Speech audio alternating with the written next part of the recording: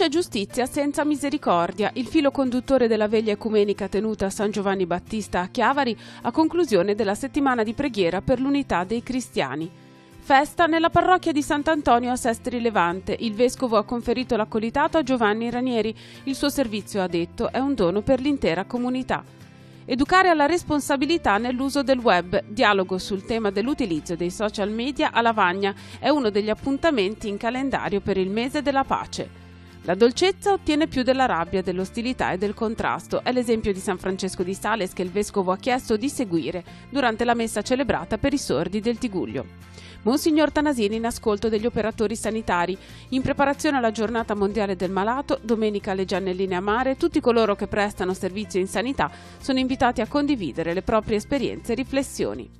C'è una grande ricchezza nella sofferenza, la riflessione della psicologa Giorgia Gollo che ha incontrato i sacerdoti della diocesi di Chiavari nell'ambito degli appuntamenti della scuola del clero. Giorgio Lapira, autorevole maestro di spiritualità, cultura e impegno sociale, a Genova un convegno per imparare dal sindaco santo come impegnarsi nella società di oggi.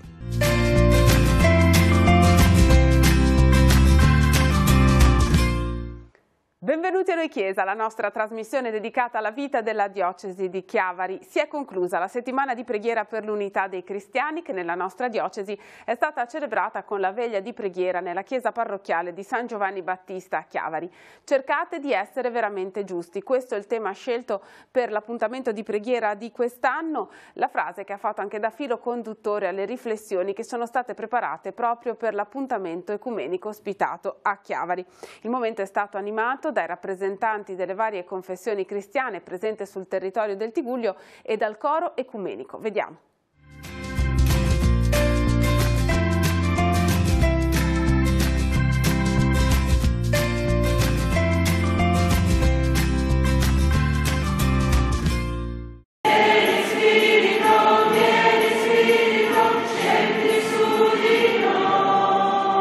Come è stato pensato questo momento?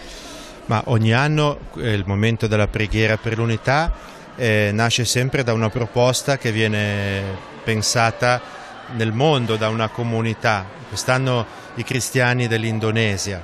E sulla base appunto di questo schema di preghiera ci siamo incontrati non solo con la nostra commissione cattolica ma anche con i membri delle comunità evangeliche ortodosse presenti sul territorio e abbiamo appunto messo insieme così questa serata che è stata, direi, molto bella, molto sentita, dove la parola di Dio ha avuto proprio uno spazio notevole e anche un impatto forte. Durante il suo sermone ha spiegato molto bene come non c'è giustizia senza misericordia. Infatti il tema della settimana di preghiera per quest'anno era la vera giustizia. E la vera giustizia fa riferimento alla giustizia divina, che non è una giustizia apparente, una giustizia rituale, ma è vera perché è contemperata dalla giustizia, dalla misericordia, chiedo scusa. Dunque la vera giustizia è la giustizia che si realizza nel dare diritti a chi non ha diritti e nel restituire poi alla comunità colui che ha sbagliato, ha pagato il proprio prezzo e dunque attraverso la misericordia viene riconsegnato alla società. Un ascolto molto intenso c'è stato in questa serata e anche, mi sento di dire, una profonda emozione. Certamente, è molto importante che impariamo tutti insieme a affidare alla preghiera il nostro impegno per l'unità dei cristiani, non soltanto quando celebriamo la settimana. Per questo abbiamo distribuito un impegno per realizzare la giustizia e dovremo pregare per questo per tutto l'anno e inoltre abbiamo dei testi che ci accompagneranno durante i mesi a seguire perché l'impegno per la preghiera per l'unità dei cristiani non sia fior di un giorno ma sia un impegno costante della nostra vita ogni giorno. Antonella Ghirlanda, responsabile del coro ecumenico, come nasce questa esperienza? È nato tutto perché ogni anno ci ritrovavamo con le sorelle evangeliche per la settimana di preghiera per l'unità dei cristiani e si provavano i canti come ci chiedevano i responsabili. E ci siamo dette, ma che senso ha vederci una volta all'anno, preparare i canti una volta all'anno per questa occasione e basta, poi durante l'anno non ci si vede più. Perché non ci continuiamo a vedere durante l'anno? Che tra l'altro i vostri canti a noi piacciono molto. Noi vi insegniamo i nostri canti cattolici, voi ci insegnate i vostri evangelici e facciamo un coro ecumenico. Ma è nato così, in semplicità. E così abbiamo cominciato dal 2013, ci siamo visti sempre, quasi sempre. Nell'ultimo anno ci siamo veramente visti tutti i mesi, perché proprio quella pagellina con le parole per tutto l'anno l'abbiamo seguita e l'abbiamo presa come traccia per poi meditare su quei salmi e su quei brani e poi cercare dei canti adatti a quella parola e ogni volta cercavamo un canto un po' nuovo e ci insegnavamo reciprocamente i canti. È nato così semplicemente.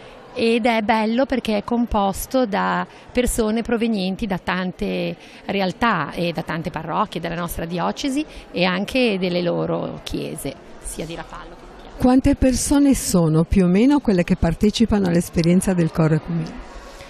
Stabili, diciamo che ci siamo sempre, siamo intorno alla quindicina.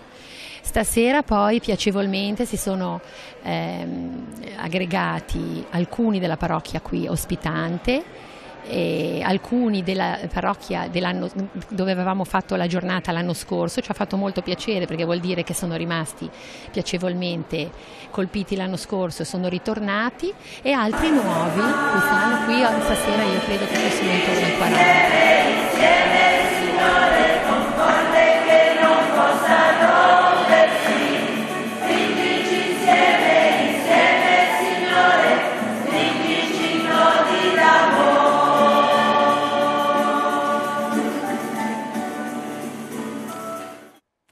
Con le nostre telecamere andiamo ora a Sestri Levante. La parrocchia di Sant'Antonio infatti ha ospitato un gioioso momento di festa per l'accolitato di Giovanni Ranieri, marito, padre di 2 figli, catechista della comunità parrocchiale. Giovanni è in cammino verso il diaconato permanente. Vediamo.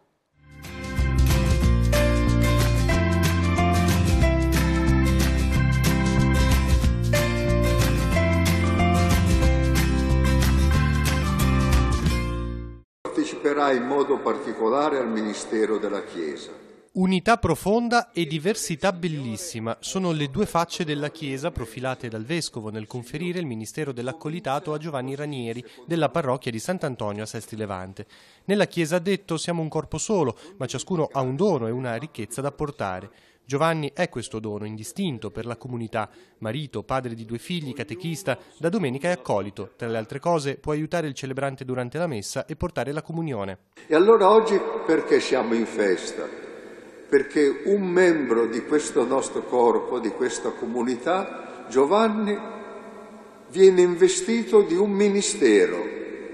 L'Apostolo Paolo ci ha detto: ci sono gli apostoli, ci sono i profeti, ci sono i ministri, ognuno ha un compito e tutto questo edifica la Chiesa. La ricchezza di ogni persona non è fonte di invidia all'interno della Chiesa, ha spiegato Monsignor Alberto Tanasini, poiché è un dono per l'intera comunità. Così il ministero conferito a Giovanni Ranieri è a servizio della parrocchia e della diocesi, un dono per il cammino di fede di ciascuno.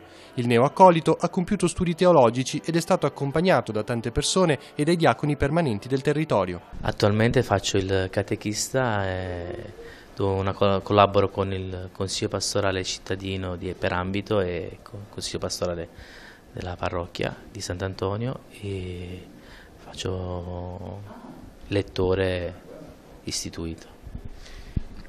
Cosa ti ha fatto scegliere di intraprendere il cammino verso il diaconato? Ho intrapreso questo cammino grazie a un discernimento fatto con dei sacerdoti e anche perché ho visto la vita e le opere di tanti diaconi permanenti sposati che mi hanno consigliato, accompagnato durante questo cammino. Questa scelta che hai voluto fare ti ha aiutato ad approfondire la tua scelta verso la fede e la tua fede stessa?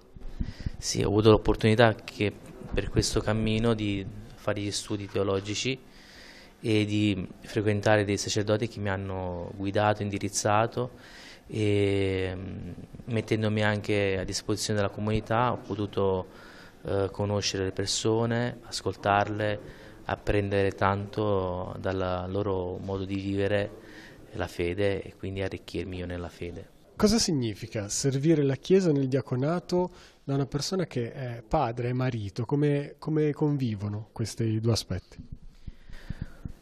Convivono col fatto che sono sposo e quindi comprendo cosa Cristo cosa è Cristo perché è la Chiesa, e quindi cerco di amare la Chiesa di Cristo come amo mia moglie, e quindi ho l'occhio ben allenato ad essere padre e quindi ad avere un occhio di misericordia verso il popolo di Dio, che mi arricchisce giorno per giorno con le loro fede, il loro cammino, le loro difficoltà e il loro modo di cercare Cristo. Per concludere, quali le emozioni, quali sentimenti, ringraziamenti, pensieri al termine di questa giornata così speciale?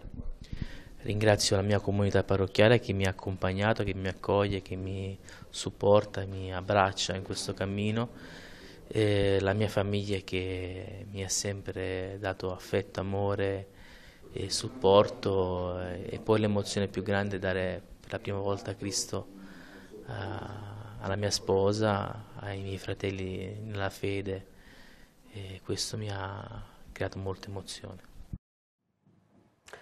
Sono diversi gli appuntamenti in calendario per il mese della pace organizzato anche nella nostra diocesi da Azione Cattolica.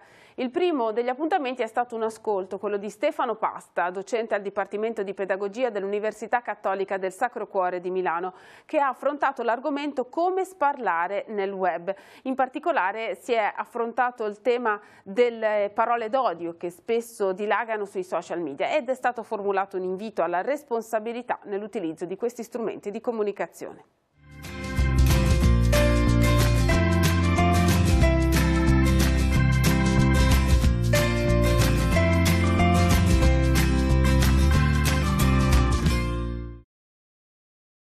La rete rappresenta uno spazio infinito di potenzialità e al tempo stesso racchiude una enorme quantità di rischi. La strada per affrontare questa rivoluzione della nostra epoca non è tanto quella di dividersi in favorevoli o contrari, quanto piuttosto quella di dialogare, incontrarsi, tornare ai sorrisi, alla carezza. È uno dei passaggi chiave del messaggio di Papa Francesco per la 53esima giornata mondiale delle comunicazioni sociali, ed è l'approccio tenuto da Stefano Pasta, docente al Dipartimento di Pedagogia dell'Università Cattolica di Milano, nel corso del primo appuntamento organizzato da Azione Cattolica Diocesana per il mese della pace. In un'epoca in cui l'odio spesso corre sul web, è più che mai necessaria una riflessione sul corretto utilizzo dei social media e della rete in generale. La grande novità introdotta dal Web 2.0 è che, oltre ad avere la possibilità di accedere ad un enorme quantitativo di informazioni, ciascuno può diventare un produttore di notizie, il che potrebbe anche rappresentare una grande opportunità, ma occorre ragionare su quali siano le conseguenze di questo stato di cose. Infatti, visto il ruolo sempre più preponderante delle emozioni nell'orientare le scelte quotidiane, non importa tanto la veridicità della notizia o l'affidabilità della fonte, quanto piuttosto il flusso di conversazione e di emozione che essa produce. Insomma, educare ad un uso responsabile dello strumento è e resta una sfida decisiva. Sì, direi che è proprio la sfida decisiva. Quando emerge un nuovo media ci si può dividere, come ci ha insegnato Eco nel 64, tra apocalittici e integrati. All'epoca, nel 64, il nuovo media era la televisione. La risposta educativa è stata educare lo spettatore al pensiero critico. Questo non basta più, è una parte importante, ma oggi abbiamo con lo smartphone e quindi il produttore di notizie che ciascuno di noi è diventato, la sfida importante di educare alla responsabilità, quindi alle conseguenze di ciò che noi produciamo. Il 24 di gennaio cade la memoria liturgica di San Francesco di Sales, patrono dei giornalisti e delle persone sorde. Monsignor Alberto Tanasini ha celebrato l'Eucaristia all'Istituto Assarotti di Chiavari, sede dell'Associazione Sordi del Tigullio. È stata l'occasione per fare il punto sulle varie iniziative che interessano le persone sorde del nostro territorio. Il Vescovo nella sua omelia ha pronunciato una riflessione dedicata a San Francesco come esempio di mitezza e di bontà, quale strada per la comunicazione anche nella società di oggi.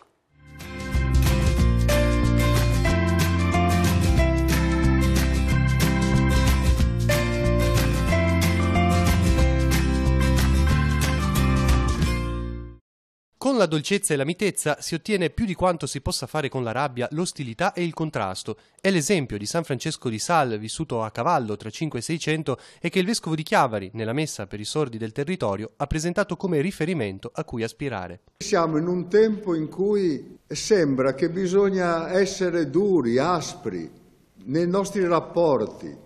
Sembra che questo atteggiamento debba essere l'atteggiamento che fa affrontare le difficoltà, considerando spesso gli altri come nemici, come intrusi, come persone che nella nostra vita danno fastidio. Invece San Francesco di Sales ci insegna esattamente l'opposto. San Francesco di Sales, ha proseguito il vescovo, insegnò il Vangelo ad un giovane sordo in un'epoca in cui i disabili erano esclusi, restituendogli una vita dignitosa e forte, di qui l'invito conclusivo. A farci anche noi discepoli in questo modo, cioè a dedicarci a chi ha bisogno, a incontrare il mio prossimo, come chiede Gesù. La messa è stata come sempre partecipata dai sordi del territorio e dalle loro famiglie che hanno potuto seguire la celebrazione nella lingua dei segni. Allora, quest'anno ci sono innanzitutto delle novità, perché in questo nuovo anno io sono diventata rappresentante consigliera da poco della fondazione, consigliera in rappresentanza dell'associazione, oltre che essere presidente dell'associazione, e c'è una collaborazione davvero molto, molto solida, e quest'anno abbiamo deciso di organizzare proprio San Francesco di Sales insieme. Abbiamo invitato il vescovo, anche se in realtà la festa non sarebbe oggi, ma il 24, che è proprio San Francesco di Sales, patrono dei sordi. Però lo celebriamo oggi, il vescovo ha accettato il nostro invito e quindi oggi cerchiamo di fare una bellissima celebrazione. Abbiamo anche invitato per questa occasione il coro Mani Bianche Chiavari Tiguglio, anzi anche Liguria, un coro che sicuramente darà molta emozione a noi persone sorde, ma anche agli udenti, per far capire che cosa significa essere sordi, e questa è per noi la festa importante. Novità per il 2019, infine, per le attività culturali promosse per i sordi. La novità più importante è che sulla continuità delle attività dei venerdì culturali che la Fondazione fa sempre da anni, promuovendo appunto delle gite culturali che possono essere musei, luoghi di interesse artistico. Quest'anno abbiamo creato un evento importante e verrà a Chiavari il 2 marzo, sabato 2 marzo, il professor Daverio, che farà una conferenza sulla pittura ligure del 600, e la cosa importante è che questa conferenza sarà in lingua dei segni. San Francesco di Sales, protettore delle persone sorde, un momento importante con il vescovo che ha presieduto la celebrazione eucaristica. Che momento è questo per chi vive quotidianamente questa realtà? È un momento importante di raccoglimento che raccoglie tutte le anime che ruotano intorno al mondo dei sordi, e quindi in primis loro stessi, e poi la Fondazione Istituto Assarotti, che anche per dovere statutario sostiene e supporta le famiglie dei sordi e i sordi. Ad impreziosire questo momento il coro Mani Bianche che ha accompagnato la celebrazione. Sì, è una cosa molto bella, io l'ho già visti in qualche video, è una cosa molto commovente e è molto piacevole che allietino la celebrazione eucaristica con la loro presenza e il loro canto. E ora vi mostriamo due servizi che ci introducono al tema della cura della sofferenza e della fragilità, e quindi ci introducono a celebrare la giornata mondiale del malato, che cade, come sapete, l'11 di febbraio. Il 10 febbraio ci sarà la celebrazione in diocesi, ma in preparazione a questo momento domenica ci sarà un incontro inedito a Chiavari alle 17:30 nei locali del Conservatorio delle Suore Giannelline. Il vescovo si porrà in ascolto degli operatori sanitari della della nostra diocesi. Il tema è semplice e quanto mai ampio. Come stai? Sarà un momento dunque di ascolto delle fatiche, delle sofferenze e perché no, dei motivi di orgoglio delle persone che lavorano in sanità nel nostro territorio. Nei giorni scorsi, inoltre, alla Scuola del Clero, il momento di formazione settimanale riservato ai sacerdoti della nostra diocesi, c'è stato un incontro con Giorgia Gollo, che è una psicologa a servizio dell'ASL 4 Chiavarese, che si occupa proprio della cura e della sofferenza dei pazienti che affrontano l'ultimo tratto della loro esistenza. E il tema affrontato è stato proprio quello della cura, del dolore e della fragilità. Vediamo.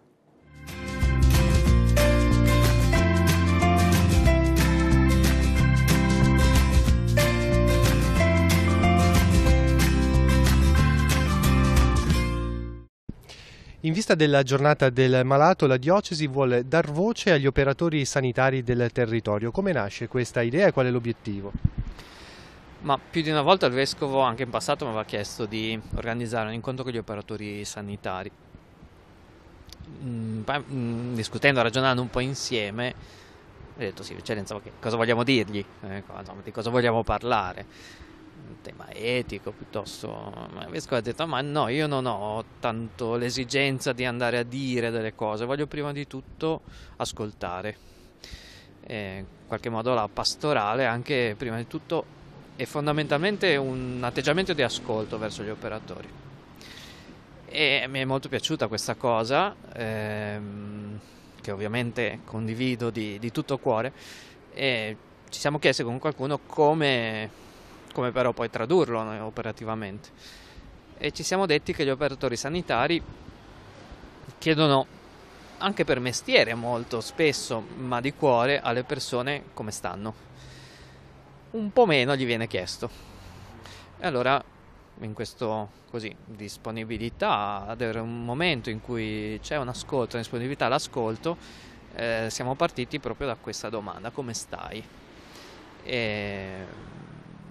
Per cercare di mettere al centro la persona anche dell'operatore.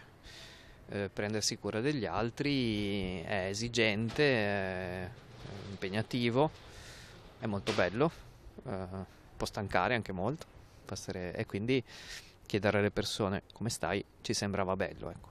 Questo incontro quando si terrà, dove e a che ora? L'incontro sarà il 3 di febbraio, domenica, pomeriggio alle 17:30 sino più o meno alle 19:30, poi ci sarà un momento così, un aperitivo, un piccolo rinfresco offerto dalla diocesi subito dopo. Il luogo è il Conservatorio delle Giannelline in via Colombo 10, e appunto la tempistica è questa: un paio d'ore per condividere e poi un momento così un po' più di incontro informale tra noi. L'incontro è pensato come un giro a parole di chi sarà presente per raccontare la propria esperienza, quindi anche le proprie fatiche, le proprie esigenze. Abbiamo cercato di strutturare una modalità in modo che riusciamo a dare voce a tutti senza sforzare le persone che hanno più difficoltà ad esprimersi in pubblico e cercare di dare voce a più persone possibili, quindi avremo un minimo di struttura per aiutare tutti in modo che nessuno anche né si senta imbarazzato né escluso. E poi vediamo.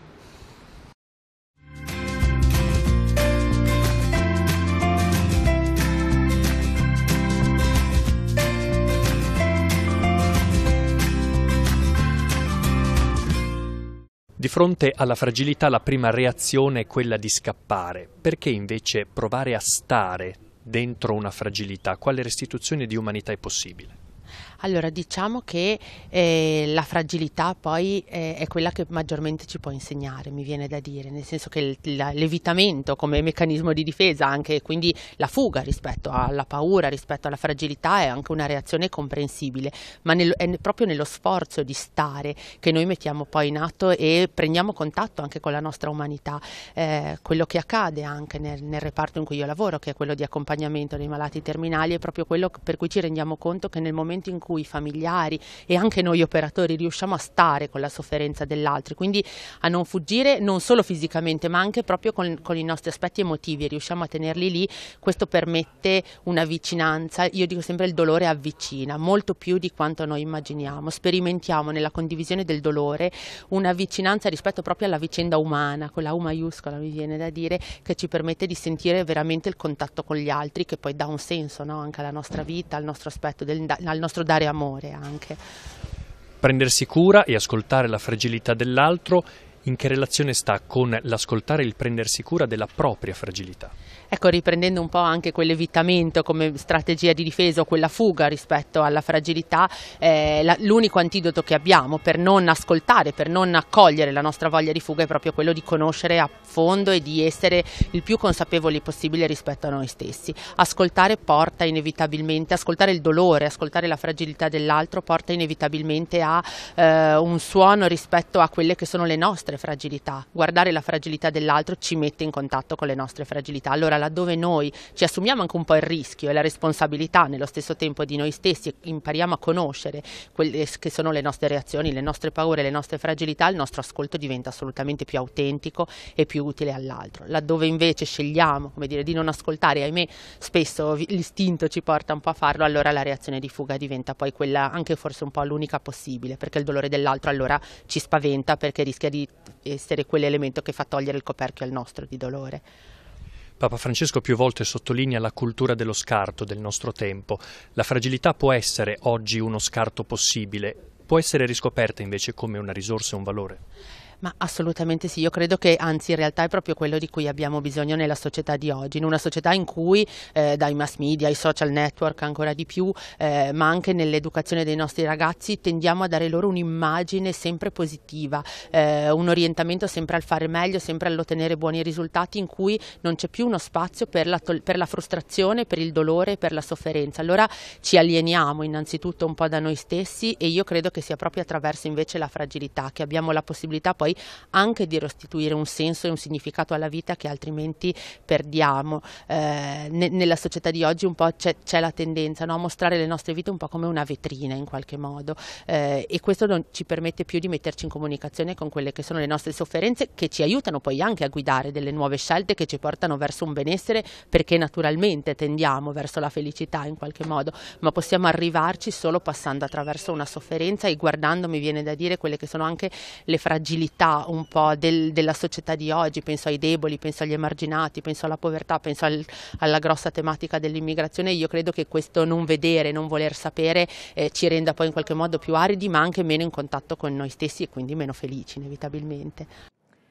Azione Cattolica, Padri Vincenziani, Movimento Ecclesiale di Impegno Culturale e Società di San Vincenzo de Pauli hanno organizzato un incontro di approfondimento sulla fede, l'impegno sociale e politico di Giorgio Lapira, un convegno che si è tenuto a Genova nella sala Quadrivium e che ha messo a fuoco le varie caratteristiche della spiritualità di quello che è stato chiamato il Sindaco Santo. Vediamo.